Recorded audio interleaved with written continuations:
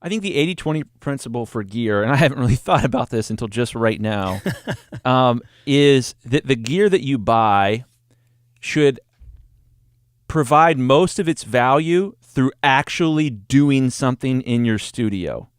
If it's specify what you mean. Specify. Sir. If you're like, I got this big, huge console, and it sits there, and I actually use Pro Tools. It doesn't really do anything. Sometimes I use it for preamps, but it's huge, and it weighs 4,500 pounds, and like I spent 40 grand on it. Like, so stuff like that, where it's just mostly about shock and awe with your customers. If you're trying to shock and awe them, that's fine, but don't lie to yourself and convince yourself that you're a real engineer because you have a real console. Yep. So the 80-20 principle, in my opinion, is you have gear that actually you use. I think if I were to go and give my definition of what I think the 80-20 guide on gear is, it would be this.